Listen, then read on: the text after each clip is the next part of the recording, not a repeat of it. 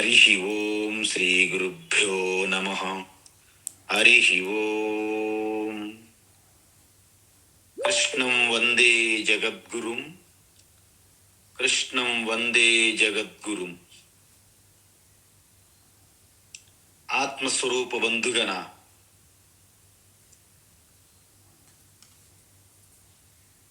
మనం భగవద్గీత జ్ఞానయజ్ఞంలో భాగంగా 4వ అధ్యాయం జ్ఞానయోగము, జ్ఞాన కర్మ సన్యాస యోగములో ఉన్నాం. అయితే ఇక్కడ చాతుర్వర్ణ్యం మయా సృష్టం గుణకర్మ విభాగశః అన్నారు. అంటే ఈ సమాజం అంతా కూడా సమతుల్యం పాటించి తమకు తాము ఉద్ధరించుకుంటూ సమాజాన్ని కూడా ముందుకు తీసుకెళ్లే ప్రక్రియలో భాగంగా పరమాత్మ అయినటువంటి ఆ మాన్యువల్ ఏదైతే మనకి ఇచ్చారో వేదములో చెప్పబడినది, పురుష సూక్తంలో చూశాం. ఆ వేదం యొక్క సారమైనటువంటి భగవద్గీతలో మరల భగవాన్ శ్రీకృష్ణ అర్జునునకు చెప్పారు. అయితే ఈ శ్లోకములో అంత వివరంగా లేదు కదా అని మనకి సందేహం వస్తుంది. అయితే వీటి యొక్క వివరణ పూర్తిగా 18వ అధ్యాయంలో చెప్పారు కృష్ణ పరమాత్మ. అక్కడ శ్లోకములు 41వ శ్లోకము నుండి 44వ శ్లోకం వరకు చెప్పారు. 18వ అధ్యాయంలో ఏం చెప్పారు? బ్రాహ్మణా క్షత్రియ విషాం శూద్రాణాం చ పరంతప కర్మాణి ప్రవిభక్తాని స్వభావ ప్రభవైర్గుణైః శమోదమస్తప శౌచం క్షాంతిరార్జవమేవ చ జ్ఞానం విజ్ఞానమాస్తిక్యం బ్రహ్మకర్మ స్వభావజం శౌర్యం తేజో ధృతిర్దాక్ష్యం యుద్ధే చాప్యపలాయనం దానమీశ్వరభావశ్చ క్షాత్రం కర్మ స్వభావజం కృషిగో రక్ష్యవాణిజ్యం వైశ్యకర్మ స్వభావజం పరిచర్యాత్మకం కర్మ శూద్రస్యాపి స్వభావజం అని చెప్పారు. అంటే నతదస్తి పృథివ్యాం వా దివిదేవేషు వా పునః, అంటే భూలోకము గాని భువర్లోకము గాని స్వర్గలోకము గాని ఎన్ని లోకములున్నా ఈ ప్రకృతి యొక్క 3 గుణములకి అతీతంగా ఉన్నది ఏమీ లేదు అంటున్నారు. అందువలన ఈ బ్రాహ్మణ వర్ణము, క్షత్రియ వర్ణము, వైశ్య శూద్ర వర్ణాలు వారి యొక్క గుణము కర్మ బట్టి, అంటే ప్రవిభక్తాని స్వభావమైనటువంటి గుణము కర్మ వాటి ఆధారంగా విభజించామని వివరణ ఇచ్చారు ఇక్కడ 18వ అధ్యాయంలో. అయితే బ్రాహ్మణులకు ఎటువంటి గుణములు, వాళ్ళ కర్మ ఏమిటి అంటే శమః అంటే మనోనిగ్రహము, దమః అంటే ఇంద్రియ నిగ్రహము, తపస్ శుభ్రత శౌచం, క్షమత్వం సహనశీలత, ఆర్జవం అంటే సరళంగా ముక్కుసూటిగా ఉంటారంటారు చూడండి, స్ట్రైట్ ఫార్వర్డ్నెస్ అంటారు. జ్ఞానము అంటే శాస్త్రము యొక్క పరిజ్ఞానము, తర్వాత తన అనుభవపూర్వకమైనటువంటి శాస్త్ర పరిజ్ఞానాన్ని విజ్ఞానం అంటాం. ఆ యొక్క ఈశ్వరుని తత్వం యొక్క రహస్యం. మరి సకల ప్రాణికోటి జీవాత్మ యొక్క తత్వరహస్యం ఇవన్నీ తెలుసుకొని అధ్యయనం చేసి అధ్యాపనం అంటే టీచింగ్ చేసేవారి యొక్క కర్మ బ్రాహ్మ కర్మ, అంటే బ్రాహ్మణుల కర్మ అని అన్నారు. వాళ్ళ స్వభావం అటది. అదేవిధంగా శౌర్యం, ధైర్యం, బలం అంటే తేజస్, దాక్ష్యం అంటే ఎంతో దృఢత్వం, సరళత్వం, నిపుణత్వం, యుద్ధేచ అపి అపాలాయనం అంటే ఏంటి? యుద్ధములో వెన్ను చూపని వారు అంటారు మన వాళ్ళు. దానం ఈశ్వర భావ అంటే ఏంటి? వాళ్ళు నిత్యము నిస్వార్థంగా లోక కళ్యాణం కోసం కార్యములు కర్మలు చేస్తారు. పరిపాలన, రక్షణ, అది ఎవరి కర్మ స్వభావము? క్షత్రియ స్వభావం అని చెప్పారు. మరి మూడోది ఏంటి? వైశ్య. కృషి, గోరక్ష, వాణిజ్యం. ఆరంభములో వైశ్యుల యొక్క కర్మ ఏంటంటే కృషి అంటే వ్యవసాయము, గోరక్ష అంటే గోవులు, అదేవిధంగా అనేక రకమైనటువంటి మనకి జంతువులు ఏవైతే మేకలు, గొర్రెలు, ఆవులు, గేదెలు ఇవన్నీ కూడా పెంపుడు జంతువులన్నీ కూడాను వాటి రక్షణ, పోషణ అన్ని కూడా వైశ్య కర్మ కింద వస్తాయి. వాణిజ్యం అంటే బిజినెస్, వ్యాపారాలు. వైశ్య కర్మ స్వభావజం. పరిచర్యాత్మకం కర్మ అంటే ఏంటి? పై ముగ్గురికి కూడాను వారి యొక్క ప్రణాళికలను అమలు చేయడానికి పరిచర్యాత్మకం అంటే సేవలు, సర్వీస్, హెల్పర్స్, లేబర్ క్లాస్. ఇది శూద్రస్యాపి స్వభావజం. సో ఇది మీకు క్లారిటీ ఎందుకు ఇచ్చానంటే, ఈ శ్లోకములో అంత చెప్పలేదు కదా స్వామీజీ, 2 రోజులు చెప్పారు ఇది అని మీకు డౌట్ వచ్చింది కొంతమంది. అందువలన భగవద్గీత చెప్పాలి అంటే మొత్తం 18 అధ్యాయముల భగవద్గీత కూడా మన కళ్ళ ముందు అలా కనిపిస్తూ ఉండాలి, ప్రొజెక్టర్లో స్క్రీన్ మీద ఉన్నట్టు. అప్పుడే భగవద్గీత చెప్పడానికి ఒక యోగ్యత. మనకి వంట ఏదో ఒక్క ఐటెం వంట నేర్చుకొని వంటగదిలోకి వెళ్ళారనుకోండి, కొత్త వాళ్ళు వచ్చి వేరే ఐటెం తీసుకొస్తారు. అమ్మ ఇది వండండి అంటారు. అప్పుడు మీ కాళ్ళు చేతులు వణుకుతుంటాయి, నుదుటి పైన అలా చెమట అలా వస్తుంటుంది. ఎందుకు? భయం. ఎందుకంటే ఒక్కటే మీకు వచ్చి పాపం ఉప్మా చేయడం ఒక్కటి నేర్చుకున్నారు జీవితంలో. వేరే వంటలు చేయండి అంటే మీకు ఇక భయమో భయం. అదేవిధంగా వ్యవసాయం, ఏదో ఒక్క వ్యవసాయం గురించి తెలిస్తే సరిపోదు కదా. అందువలన మీకు మొత్తం విషయమంతా అర్థమైంది అనుకోండి, మీరు వంటలో మాస్టర్. వంటగదిలో ఉన్నప్పుడు వారు ఎటువంటి ఐటెం చేయమన్నా సునాయాసంగా, ఏముందిలే కొత్తది అయినప్పటికీ మీలో భయం ఉండదు, ఎందుకంటే మీరు మాస్టర్. అందుకు ఇక్కడ ఏదైతే భగవాన్ 4వ అధ్యాయంలో చెప్పారో దాన్ని విస్తరించి అక్కడ చెప్పారు 18వ అధ్యాయంలో. అవి మనము చెప్పడం జరిగింది మీకు కాస్త. అయితే నమాం కర్మాని లింపంతే నమే కర్మ ఫలే స్పృహ. అయితే నాకు కర్మలు అంటవు అర్జున అన్నాడు. ఎందుకు? అర్జునుడు కర్మ నుంచి తప్పించుకోవాలనుకుంటున్నాడు పాపం. కృష్ణ, నాకు ఈ కర్మ వద్దు, భయంకరమైన కర్మ అనిపిస్తుంది, నేను ఋషికేశ హరిద్వార వెళ్ళిపోతాను, సన్యాసం తీసుకుంటాను. అది ఆయన ముఖ్యమైన ఆలోచన కదా. అయితే నేను యాజ్ ఏ భగవాన్ ఈశ్వరునిగా ఈ యొక్క సృష్టి అంతా సృష్టికర్తను, వేదములు అందించిన వేదానికి కూడా కర్తను నేనే, వర్ణాశ్రమ ధర్మములన్నీ కూడాను మీకు ఇచ్చేంత వాటికి కూడా కర్తను నేనే. కానీ యథార్థంగా నేను దేనికి కర్తను కాదు అంటున్నారు ఆయన. ఎందుకు?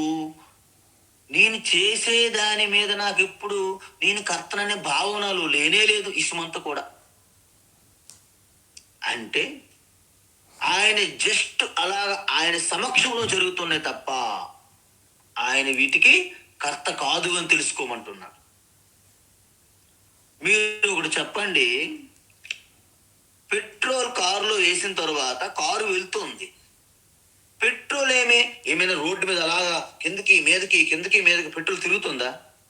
ఏమి తిరగదు. పెట్రోల్ సమక్షంలో కారు వెళ్ళిపోతుంది అంతే. ఉదయాన్నే సూర్యుడు ప్రకాశిస్తున్నాడు, ఇప్పుడే ప్రాతకాలంలో భానుడు. ఆయన ప్రకాశంలో సకల జనులు అందరూ కూడా బయటికి వచ్చి వారి వారి యొక్క కార్యక్రమాలు చేసుకుంటున్నారు. మనం ఏమైనా సూర్యునికి ఏమైనా పర్మిషన్ అడుగుతున్నామా? లేకపోతే మనం మంచి పని చేసామనుకోండి, సూర్యుడికి ఏమైనా గొప్ప కలుగుతుందా? లేకపోతే సూర్యుని ప్రకాశంలో చెడు పనులు చేసామనుకోండి, ఆయనకి ఏమైనా అంటుతాయా?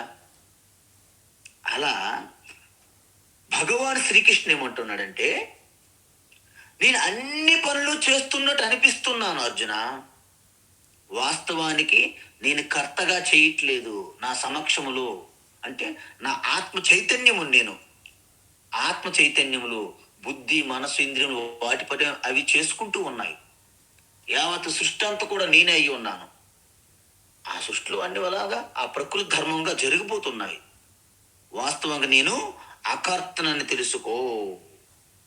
అందుకే నాకు ఎటువంటి కర్మలు కానీ ఆ కర్మ ఫలాలైనటువంటి పుణ్యపాపము నాకు అంటవు అని చెప్పారు. ఈ విధంగా ఇది యహ అంటే ఎవరైనా మాం నన్ను అభిజానాతి అంటే నా యొక్క యథార్థ తత్వం ఈ విధంగా ఎవరు తెలుసుకుంటారో సహ కర్మభిహి నబధ్యతే, వాళ్ళు కర్మలు కానీ కర్మఫలం నుండి వాళ్ళు కూడా బంధింపబడరు అని చెప్పారనమాట. అర్థమైంది కదండి? మీకు ఒక చిన్న విషయం చెప్తాను, చాలా ఇంపార్టెంట్ ఇది. మనకి విష్ణుమూర్తి అంటే ఏంటి? విష్ణు చేతులు ఏముంటుంది? సుదర్శన చక్రము ఉంటుందా లేదా? దర్శనం అంటే జ్ఞానం, సుదర్శనం అంటే ఆత్మ జ్ఞానం అని అర్థం. అంటే సుదర్శన చక్రం ఆయనకి ఉన్నది చేతులు అంటే ఆత్మనిష్టలో నిరంతరం ఉన్నవారు అని అర్థం. ఇది మనం తెలుసుకోవాలి. అంతేగాని ఒక డిస్ప్రో లాగా చేతికి ఇలా తిప్పుకొని పని పాట లేకుండా ఓ ఇలా తిప్పుకుంటున్నాడు కదా చక్రం అనుకోకూడదు మనం. సుదర్శనం అంటే ఆత్మజ్ఞాన ప్రకాశం. ఈ చక్రంతో సంసారాన్ని మొత్తాన్ని నాశనం చేయవచ్చు. ఎందుకు? ఈ సంసారానికి మూల కారణం ఏమన్నాం మనము? మీ స్వరూపు యొక్క తత్వం తెలియకపోయినటువంటి అజ్ఞానమే. మరి అజ్ఞానం వల్ల ఏమవుతుంది? అజ్ఞానం వల్ల మీకు కోరికలు పుడతాయి. కోరికల వల్ల మీరు ఏం చేస్తారు? అనేక కర్మలు చేస్తారు. వాటి వల్ల ఏమవుతాయి? పుణ్య పాపాలు మొదలవుతాయి. మరి వాటి వల్ల ఏమవుతాయి? సుఖము, పుణ్యమైతే సుఖము, పాపమైతే దుఃఖములు కలుగుతుంటాయి. ఈ చక్రం అంతలాగా తిరుగుతుంటది అనమాట. ఇది మన సర్కస్ లో ఉన్న జైంట్ వీల్ లాగా. కాబట్టి ఈ సంసారాన్ని నాశనం చేయాలంటే మూలములో ఉన్న అజ్ఞానాన్ని నాశనం చెయ్యాలి. అందుకే సుదర్శన చక్రం అంటే కేవలం విష్ణుమూర్తికి కాపీ రైటు అని అనుకోవద్దు సుమా అని భగవాన్ చెప్తున్నాడు ఇక్కడ, నేను కాదు చెప్పడం. సుదర్శనం అంటే ఏదో నాదే కాదు అర్జున, నీవు కూడా ఆ సుదర్శన పొందగలవు అంటున్నా. అంటే ఏమవుతుంది? ఆ ఆత్మజ్ఞానం అనే ఆ సుదర్శనం నువ్వు పొందితే అజ్ఞానాన్ని నాశనం చేసి సంసారం అనే వృక్షం యొక్క తల్లి వేరుని నాశనం నిర్మూలం అవుతుంది. అప్పుడు నీ సంసారం పోతుంది. నాలాగా స్పష్టమైన జ్ఞాన ప్రకాశం, ఆత్మ ప్రకాశంలో సకల కర్మలు నువ్వు చేస్తున్నప్పటికీ వేటికి అంటవు అని చెప్పారు. అద్భుతం అద్భుతం అద్భుతం. అయితే తరువాత ఏమంటున్నారంటే ఏవం జ్ఞాత్వా కృతం కర్మ, ఏవం జ్ఞాత్వా కృతం కర్మ, ఏవం జ్ఞాత్వా కృతం కర్మ పూర్వైరపి ముముక్షుభిః, పూర్వైరపి ముముక్షుభిః, పూర్వైరపి ముముక్షుభిః కురు కర్మైవ తస్మాత్ త్వం, కురు కర్మైవ తస్మాత్ త్వం కురు కర్మైవ తస్మాత్ త్వం పూర్వైః పూర్వతరం కృతం పూర్వైః పూర్వతరం కృతం పూర్వైః పూర్వతరం కృతం ఏవం జ్ఞాత్వా కృతం కర్మ పూర్వైరపి ముముక్షుభిః ఏవం జ్ఞాత్వా కృతం కర్మ పూర్వైరపి ముముక్షుభిః ఏవం జ్ఞాత్వా కృతం కర్మ పూర్వైరపి ముముక్షుభిః కురు కర్మైవ తస్మాత్ త్వం పూర్వైః పూర్వతరం కృతం కురు కర్మైవ తస్మాత్ త్వం పూర్వైః పూర్వతరం కృతం కురు కర్మైవ తస్మాత్ త్వం పూర్వైః పూర్వతరం కృతం. ఉత్తమం. అయితే మనము 13వ శ్లోకంలో ఏం చూసామంటే మనకి జన్మతః మనకి ఒక వర్ణ వ్యవస్థగా ఒక లక్షణం ఉన్నదని చెప్పాను. ఎందుకు? మన తల్లిదండ్రులు ఎటువంటి వర్ణములో ఉండి వాళ్ళు గుణము కర్మ ఆ జన్మ ఆధారంగా వాళ్ళకు వచ్చిందో వారి ద్వారా వచ్చిన సంతానంగా మనకి ఆ జన్మతః కొంత అబ్బుతుంది. ఎందుకు? మనం చిన్నపిల్లలుగా కిండర్ గార్డెన్లో కూర్చుంటాం. టీచర్ అమ్మతో పాటు వాళ్ళ పిల్లలు వస్తారు. మనం టీచర్ అమ్మంతా హళ్ళిపోతుంటాం. కానీ వాళ్ళ పిల్లలు ఆవిడ ముందే ఆ టేబుల్ ఎక్కడము, ఆ బుక్కులు పట్టుకోవడము, ఆ కర్ర పట్టుకొని మనకు కొట్టడం అన్నీ చేస్తుంటారు. పిల్లలు చిన్నపిల్లలు మనతో పాటే ఉంటారు. పిల్లలు మనకన్నా చిన్నోళ్ళు కూడా అవ్వచ్చు. మనం హళ్ళిపోతుంటాం కానీ ఆడికి ఏం భయం ఉండదు. ఎందుకు? వాళ్ళ అమ్మేగా టీచరు. అంటే చిన్న పిల్లప్పటి నుండే అనుకరణ అనేది చాలా తొందరగా పట్టేసుకుంటారు.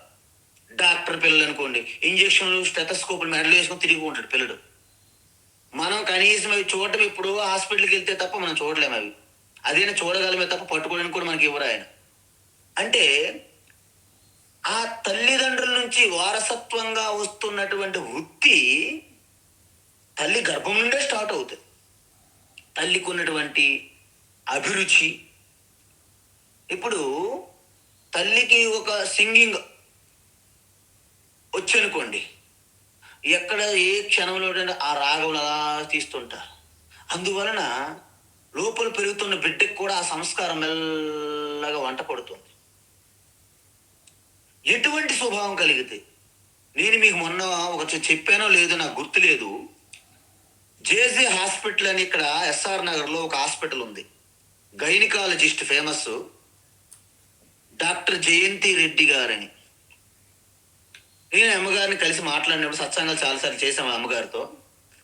ఆవిడ చెప్పారు, ఆ అమ్మగారికి మొదట బిడ్డ గర్భంలో ఉండేటప్పుడు భగవద్గీత ఈ క్లాసులు ఇవన్నీ బాగా విని భగవద్గీత అధ్యయనం చేశారంట స్టార్టింగ్. ఆ మొదటి బిడ్డ పుట్టిన తర్వాత ఆయన పేరు నాగ అశ్విన్. ఆయనకి స్పిరిచువల్గా గొప్ప వాసనలు చిన్నప్పటి నుండి కొంత ఉన్నాడు బాగా. ఈ మధ్యనే ఒక సినిమా తీశాడు, కల్కి ఏదో సినిమా. అది మొత్తం ఇండియా మొత్తంలో టాప్ అయిపోయింది అనమాట. తర్వాత రెండోసారి పాప గర్భంలో ఉండేటప్పుడు ఆవిడికి కొన్ని మానసికంగా టెన్షన్స్, ఏవో వ్యవహారాల్లో కొంత అలజడి ఉందంట. ఆ పాప కూడా ఇప్పుడు డాక్టర్ అయ్యారు. కానీ ఆధ్యాత్మికంగా ఇటువంటి బాగా స్పిరిచువల్గా ఉన్నటువంటి ఆ వాసనలు పెద్దగా లేవంట ఆవిడలో, ఆ పాపలో. ఆవిడ స్వయంగా ఉదాహరణగా నాకు చూపెట్టా. మనమేం చెప్తాము? అభిమన్యుడు సుభద్ర గర్భములో ఉన్నప్పుడు, ప్రహ్లాదుడు లీలావతి గర్భములో ఉన్నప్పుడు పురాణాలు మహాభారతంలో చూసాము. అది నిజం కూడా. మన తన కళ్ళ ముందే ఉన్నారు కదా. ఇలాంటివి ఎన్నో జరుగుతుంటాయి.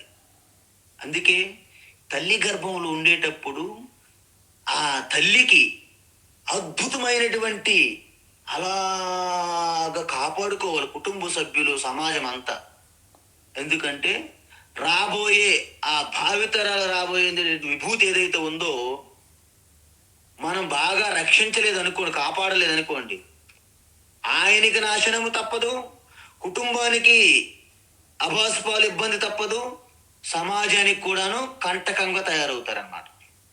ఇది తస్మాత్ జాగ్రత్త అని కృష్ణ పరమాత్మ తన ఉపదేశం అంతా చెప్తూ ఉంటారు.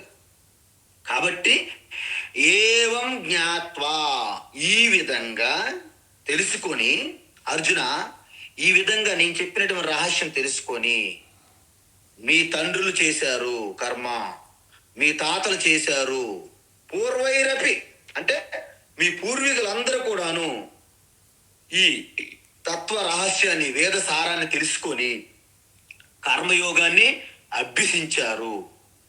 నీవు కూడా వారి దారిలోనే ఈ రహస్యాన్ని తెలుసుకొని, ఈ కర్మ రహస్యాన్ని తెలుసుకొని నీవు నీ యొక్క స్వధర్మాన్ని నిర్వర్తించాలి.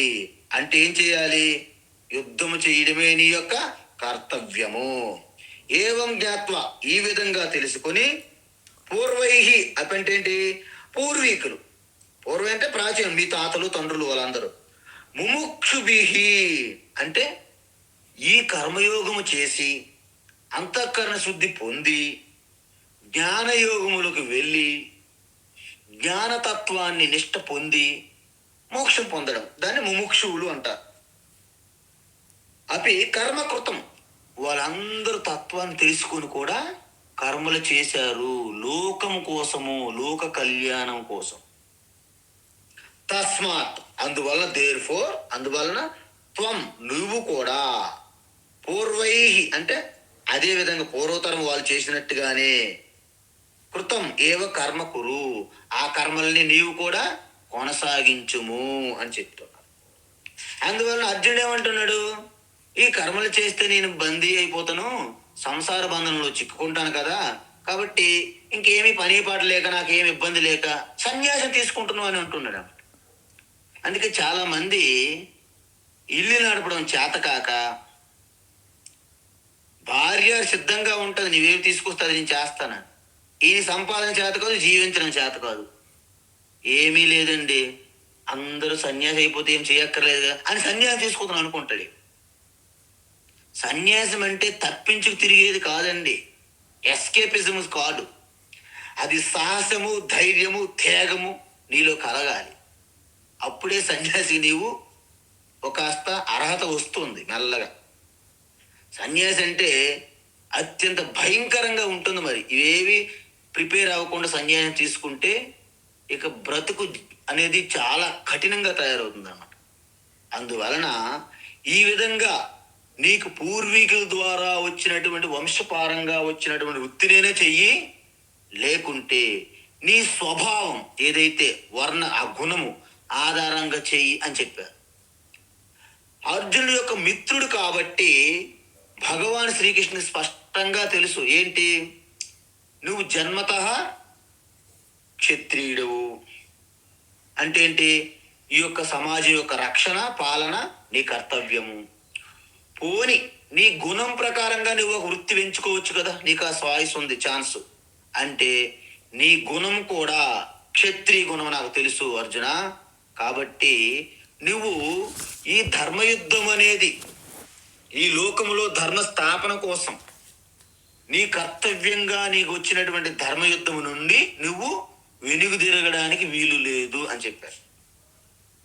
అయితే ఇంతకీ ఈ పూర్వీకులు ఏ కర్మలు ఎలా చేశారు, వాటి గురించి కొంచెం వివరణ ఇవ్వాలి కదా.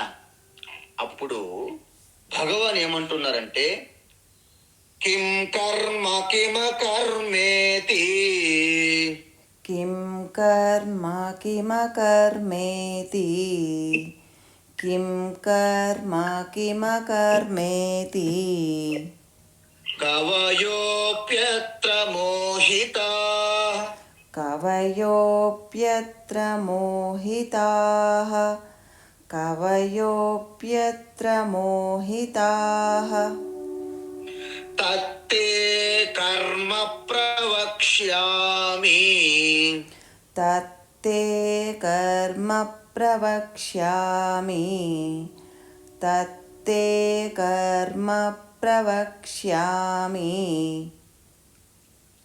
యజ్ఞాత్వా మోక్ష్యసే శుభాత్ యజ్ఞాత్వా మోక్ష్యసే శుభాత్ యజ్ఞాత్వా మోక్ష్యసే శుభాత్ కిం కర్మ కిమకర్మేతి కవయోప్యత్ర మోహితాః కిం కర్మ కిమకర్మేతి కవయోప్యత్ర మోహితాః కిం కర్మ కిమకర్మేతి కవయోప్యత్ర మోహితాః తత్తే కర్మ ప్రవక్ష్యామి యజ్ఞాత్వా మోక్ష్యసే శుభాత్ తత్తే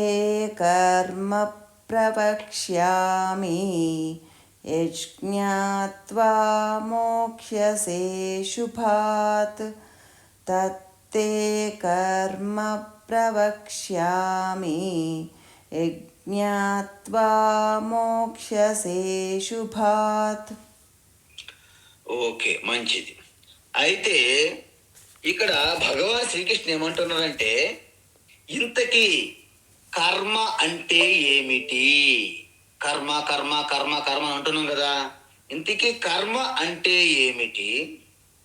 అకర్మ అంటే కర్మ చేయకుండా ఉండడం అనేది అకర్మ అంటే ఏమిటి? కర్మ అంటే ఏమిటి, అకర్మ అంటే ఏమిటి?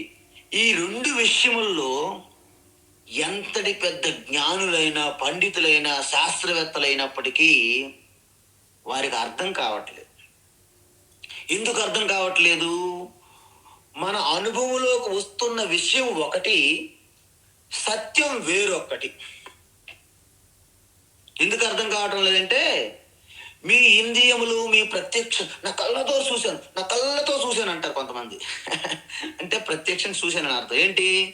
అక్కడేమో సంధ్యా సమయంలో సాయంత్రం అక్కడ థర్డ్ ప్లేస్లో పాము చూశాడు, కళ్ళతో చూశాడు. పాపం, నా కళ్ళతో చూశాడు పాము అన్నాడు.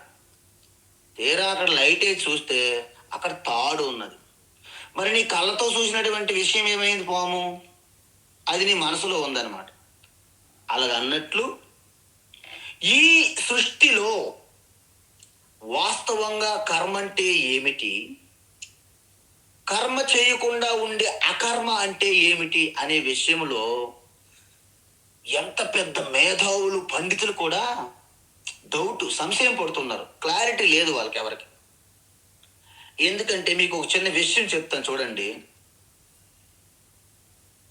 మనం పౌర్ణమి మొన్న అయింది కదా, మొన్న పౌర్ణమి అయినప్పుడు మీరందరూ పౌర్ణమి చంద్రుని చూసారా లేదా?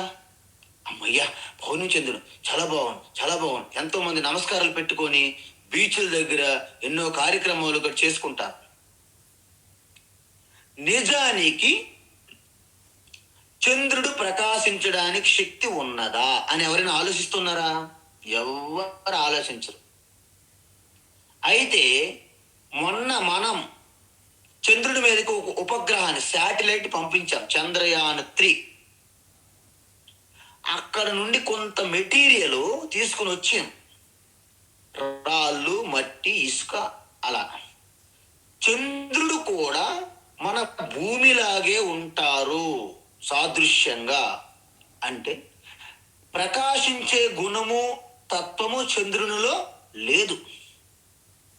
కానీ మరి చంద్రుడు ఎలా ప్రకాశిస్తున్నాడు అంటే, చంద్రుని మీద సూర్యుని యొక్క ప్రకాశం పడి ప్రతిబింబించి మనకి ప్రకాశిస్తున్నట్లు అనిపిస్తుంది.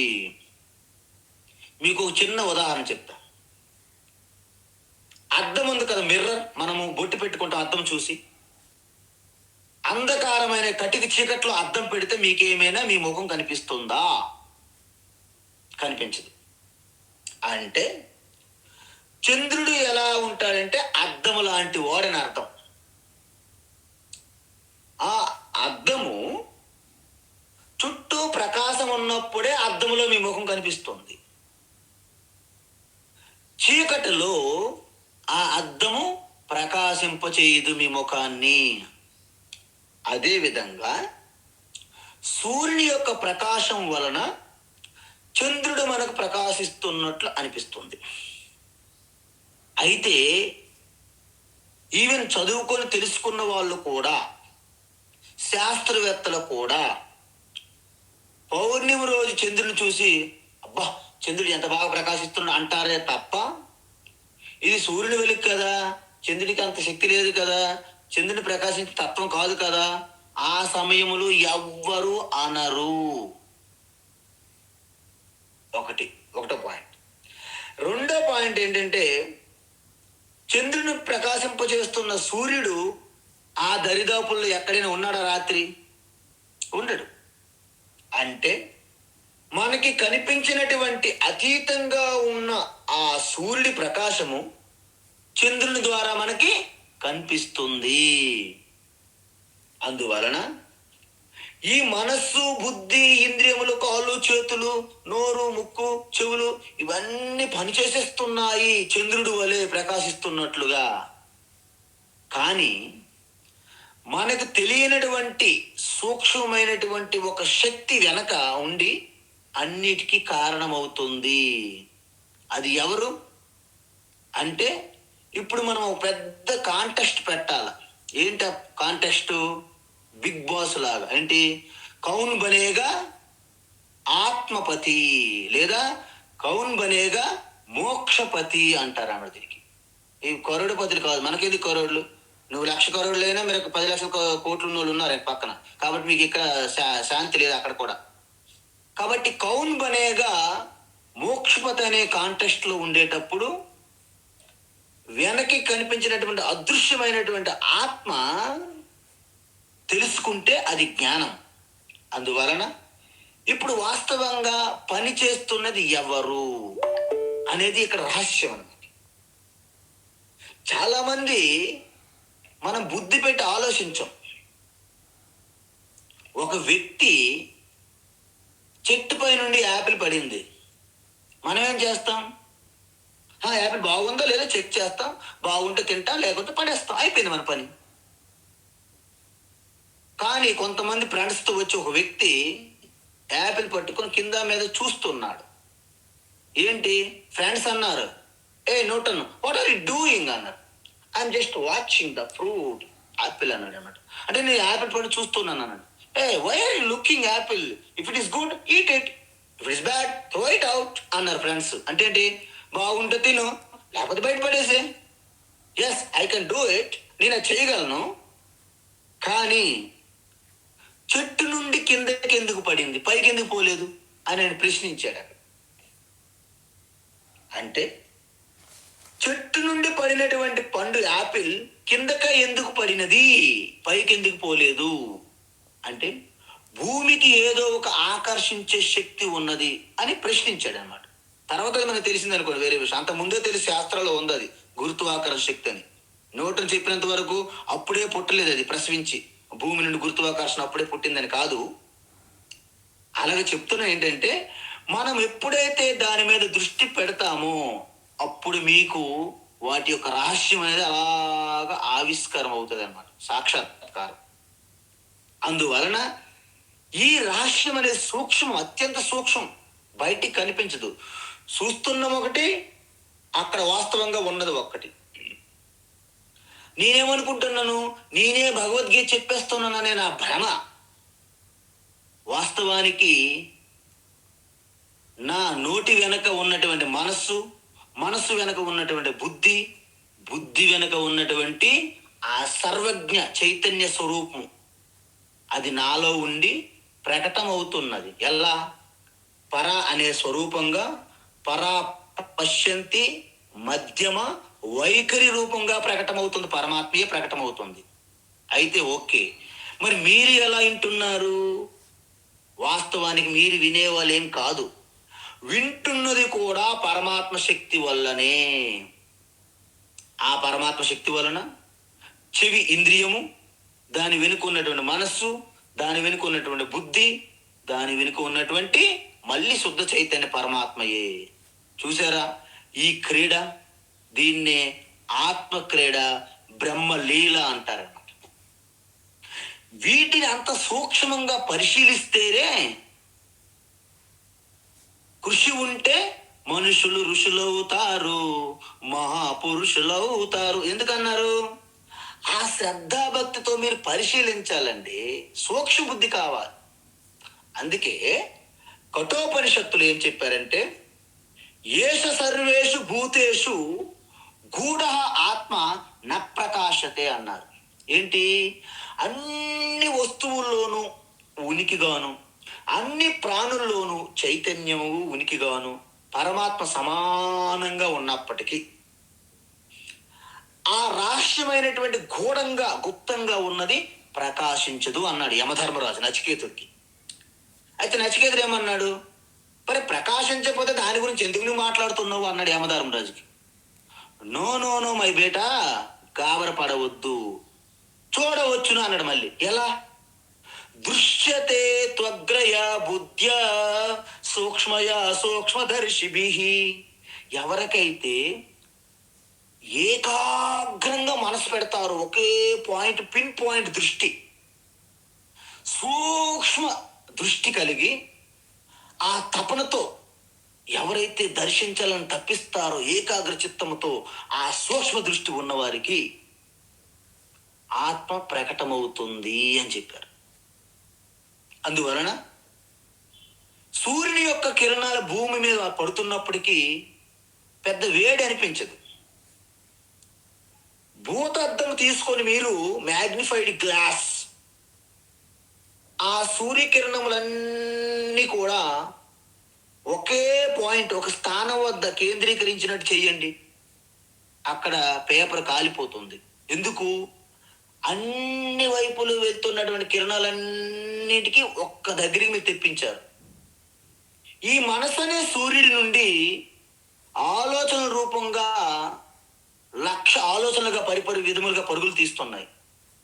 అందువలన మీకు ఏకాగ్రత పోయి మీ శక్తి ఏమి పెద్దగా ప్రకటన కాదు.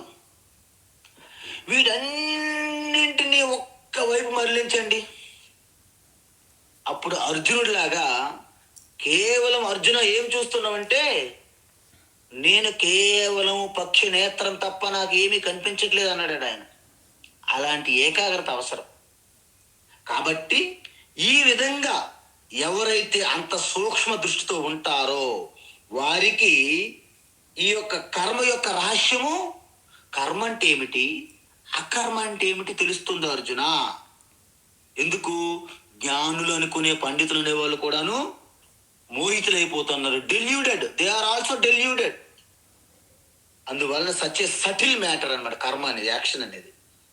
అది నేను చెప్తాను నీకు. ఆ రహస్యాన్ని ఇప్పుడు నేను చెప్పబోతాను, నీకు చెప్పలేదు. ఏంటంటారు మీరు? కర్మ కర్మ అంటున్నారు, కర్మ యొక్క జ్ఞానం జ్ఞానం అంటున్నావు కృష్ణ, కానీ అది ఏదో చెప్పట్లేదు, నువ్వు ఏదో ఊరిస్తున్నట్లుగా. చూడండి, ఇప్పటి వరకు ఆ కర్మ రహస్య జ్ఞానం ఇంక చెప్పలేదు కృష్ణ, చెబుతాను అంటున్నాడు. తత్తే కర్మ అహం ప్రవక్ష్యామి, నేను చెప్తాను అంటున్నారు, ఇంకా చెప్పలేదు, ఇంక చెప్తారు. 3వ అధ్యాయంలో చెప్పాం కర్మయోగం గురించి. కానీ జ్ఞానం అనేది 2వ అధ్యాయంలో చెప్పారు. 12వ శ్లోకం 2వ అధ్యాయం 12 నుండి 30 వరకు. అది చాలా అవసరం. ఇప్పుడు ఈ శ్లోకము తర్వాత చెప్పబోయే శ్లోకం అనేది ప్రతి ఒక్కరూ వినాల్సిందే, చదవాల్సిందే, తెలుసుకోవాల్సిందే. వాస్తవానికి భగవద్గీతలో ఇలాంటి శ్లోకాలు, ఇలాంటి ఉపదేశం వలనే భగవద్గీత యొక్క గొప్పతనము హిమాలయాలు దాటినటువంటి ఉన్నతమైనటువంటి గొప్పతనం పొందింది. ఎందుకు? ఉపనిషత్తుల్లో ఉన్నటువంటి జ్ఞానము ఈ 18వ శ్లోకము నుండి 24వ శ్లోకం వరకు రాసుకోండి మీరు. 18వ శ్లోకము నుండి 24వ శ్లోకం వరకు ఈ తత్వం అనేది డైరెక్ట్ ఉపనిషత్ తత్వం అనమాట, బ్రహ్మ విద్య. ఇలాంటి శ్లోకాలు అద్భుతమైన శ్లోకాలు అనమాట. కాబట్టి కర్మ ఆ రహస్యాన్ని చెప్పబోతున్నాను అర్జున. యజ్ఞాత్వా, అది నువ్వు తెలుసుకుంటే, ఎలాగా? శ్రవణం మనన నిధిధ్యాసన ద్వారా నువ్వు ఆ జ్ఞాననిష్ట పొందినట్లయితే, అశుభాత్ అంటే పాపకర్మల నుండి, పాపాత్ అశుభాత్ మోక్ష్యసే, నీకు పూర్తిగా స్వేచ్ఛ, స్వాతంత్ర, ఫ్రీడమ్. అంటే నువ్వు జీవన్ముక్తుడుగా, నువ్వు చేసే ప్రతి పని లీలైపోతుంది, క్రీడ, నీ ఆత్మ క్రీడ. అందుకే ఆత్మనో మోక్షార్థం జగత్ హితాయచ అని వివేకానంద స్వామి అన్నారు. ఏమన్నారు? ఆత్మనః మోక్షార్థం జగత్ హితాయచ. ఏంటి అర్థము? మనం మానవ జన్మ మనం స్వయం ఉద్ధరించుకొని, మనం ఈ సంసార బంధనం, ఈ పాపములనే చక్రం నుండి బయటపడి మోక్షాన్ని పొందడం అనేది ప్రథమ కర్తవ్యం, మన యొక్క జన్మ హక్కు. దానితో పాటు సమాజ కళ్యాణం కోసం మిగతా వాళ్ళకు కూడాను ఒక చేయూత ఇవ్వాలి. ఎందుకు? వాళ్ళందరూ ఉద్ధరించబడినప్పుడే లోకమంతా సుభిక్షంగా, శాంతంగా ఉంటుంది. లోకా సమస్త సుఖినో భవంతు, సర్వే భవంతు సుఖినః.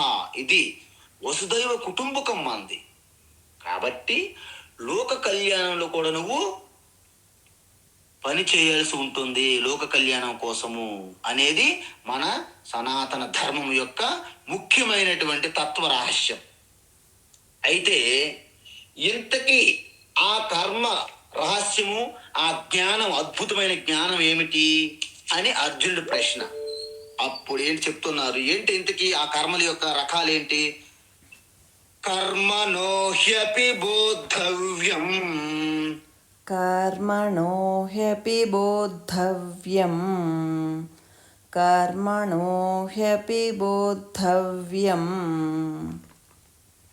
బోద్ధవ్యం చ వికర్మణః, బోద్ధవ్యం చ వికర్మణః, బోద్ధవ్యం చ వికర్మణః,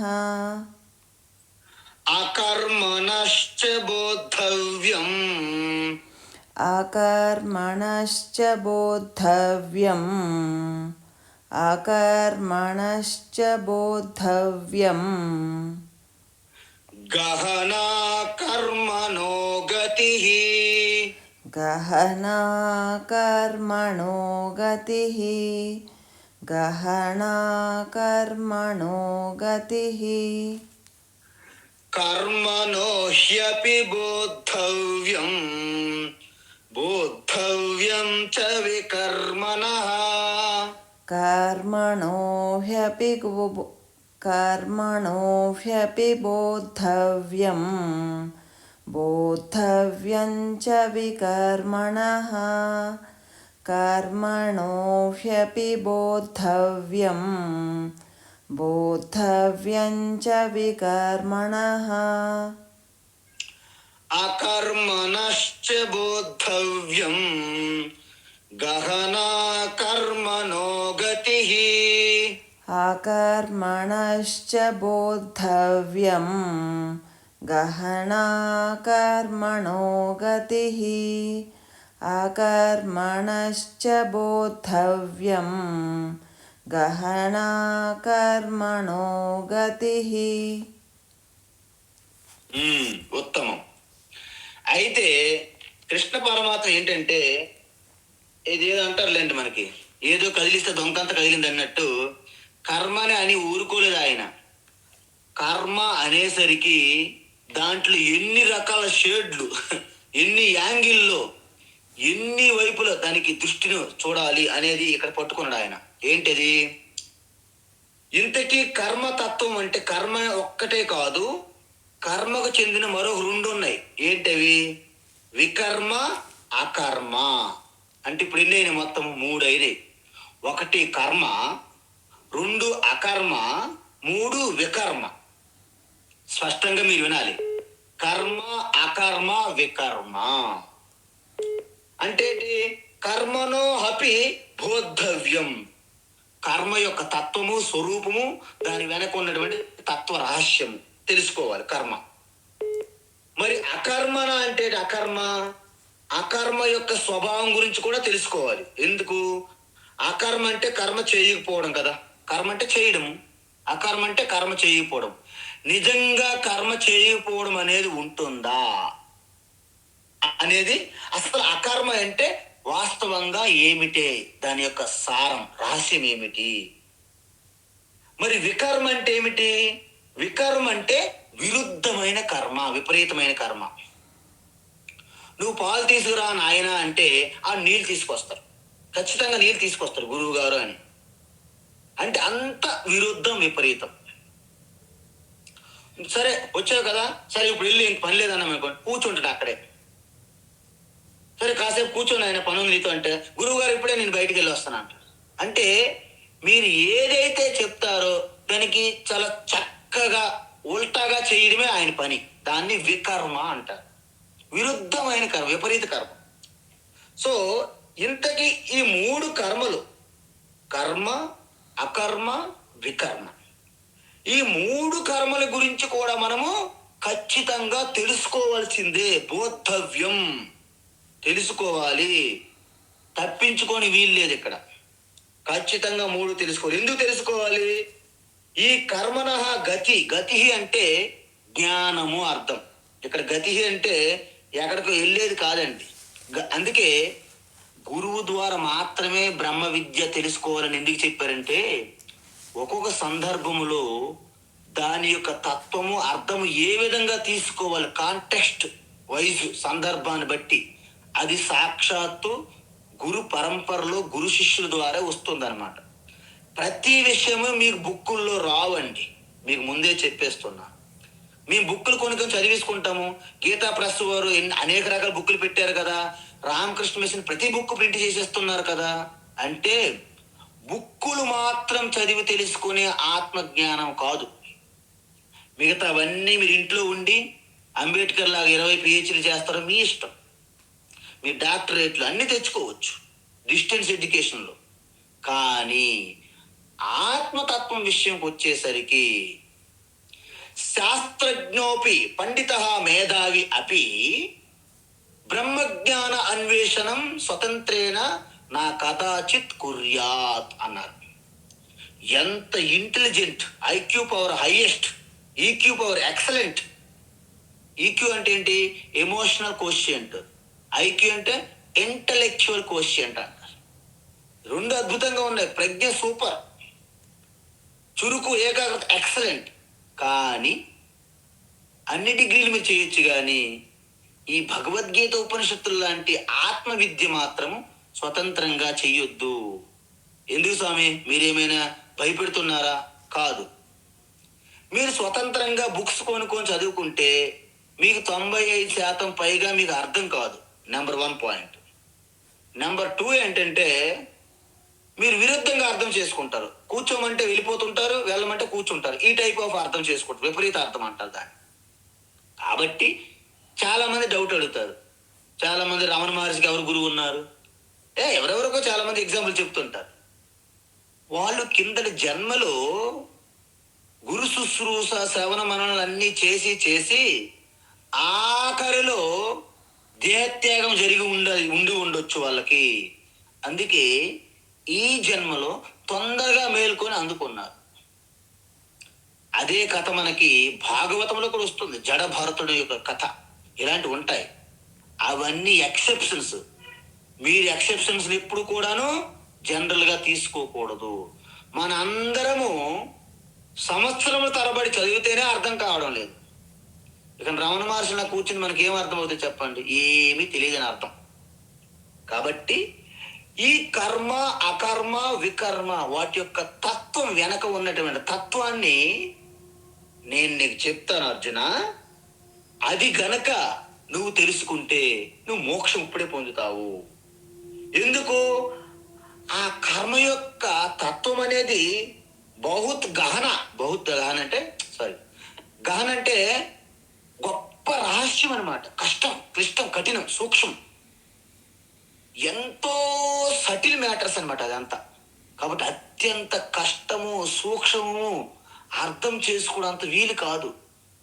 10 ఇటుకలు పెట్టి ఒక బేసిన్లో పెట్టి తల మీద పెట్టుకొని మోసుకునేంత పని కాదు అది. మీ బుద్ధిని పూర్తిగా లగ్నం చేయాలి. అందుకే మన ఋషులు, శాస్త్రవేత్తలు ఇద్దరు కూడా శాస్త్రవేత్తలు అయినప్పటికీ, మామూలుగా శాస్త్రవేత్తలు అందరూ బయట ఉంటాయి వాళ్ళ ల్యాబులు. మరి మన ఋషులకి నీ యొక్క హృదయము, నీ బుద్ధి, నీ మనసే ల్యాబొరేటరీ వాళ్ళకి. అందువలన ఋషులు ఆధ్యాత్మిక సైంటిస్టులు. అంటే సబ్జెక్టివ్ సైంటిస్ట్ అంటారు. మరి సైంటిస్టులు, శాస్త్రవేత్తలు ఏమంటారు? ఆబ్జెక్టివ్ సైంటిస్ట్ అంటారు. వాళ్ళు మారిపోతున్నటువంటి ప్రకృతిని, మాయా, ఈ యొక్క ప్రకృతి మ్యాటర్ మీద వాళ్ళు రీసెర్చ్, వాటన్నిటికీ మారినటువంటి శాశ్వతమైనటువంటి పరమ సత్యం, చైతన్య ఆత్మ మీద వీళ్ళు రీసెర్చ్ ఋషులు. అందువలన అలాంటి ఋషులకు కూడా ఎంతో కఠినంగా ఉన్నటువంటి అత్యంత సూక్ష్మమైనటువంటి కర్మతత్వం. కాబట్టి నువ్వు శ్రద్ధగా నా ద్వారా తెలుసుకొని మోక్షములు అంటే జీవనముక్తుడిగా నీ స్వధర్మాన్ని నిర్వర్తించు అని సలహా ఇస్తున్నారు. యాజ్ ఎ గురువుగా, ఈశ్వరుడిగా సలహా ఇవ్వట్లేదు కృష్ణ. ఇక్కడ మీరు అందరు గమనించండి, మీ మనోభావాలు కాస్త పక్కన పెట్టి అర్థం చేసుకోండి. ఏంటంటే ఇక్కడ కృష్ణ పరమాత్మ జగద్గురువుగా ఉన్నాడు, ఈశ్వరుడిగా చెప్పట్లేదు బోధ అర్జునుడికి. కేవలము గురువుగా బోధ చేస్తున్నాడు. గురు బోధ ఇదంతా. ఈశ్వరుడు వలన మీకు ఆత్మజ్ఞానం రాదు, ఇది స్పష్టత చేసుకోండి.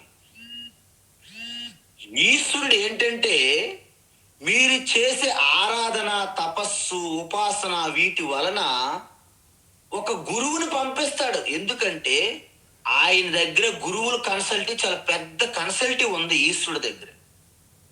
సో మీకు అనుగుణంగా ఉండే గురువుని మీకు తారసపడేటట్లు పంపిస్తాడు ఆయన.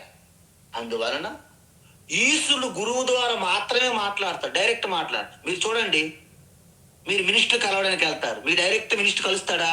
నో. పిఏ ఓయా పిఏ ద్వారా కలవాలి. అదేవిధంగా ఆత్మజ్ఞాన బోధ కూడా ఈశ్వరుడు ద్వారా ఎవ్వరికి మోక్షం రాదు. ఈశ్వరుడు ఎప్పుడు కూడా ఆశీర్వాదము, కృపా కటాక్షం కురిపిస్తే తద్వారా ఆయన ఏదైతే మీకు ఇవ్వాలనుకున్నాడో ఈశ్వరుడు గురువు ద్వారా ఉపదేశించేటట్లు చేస్తాడు. అందువలన ఈ ఈశ్వర సకల భూతానంలో ఉన్నటువంటి ఈశ్వర మనకి జగద్గురువుగా వచ్చి అర్జునుడికి ఉపదేశం చేశాడు. తద్వారా మనందరికీ బోధ చేస్తున్నాడు కృష్ణ పరమాత్మ. కాబట్టి ఈ అద్భుతమైనటువంటి 18వ శ్లోకము రేపు ప్రారంభిద్దాం. హరి ఓం తత్సత్. సర్వం శ్రీకృష్ణార్పణమస్తు.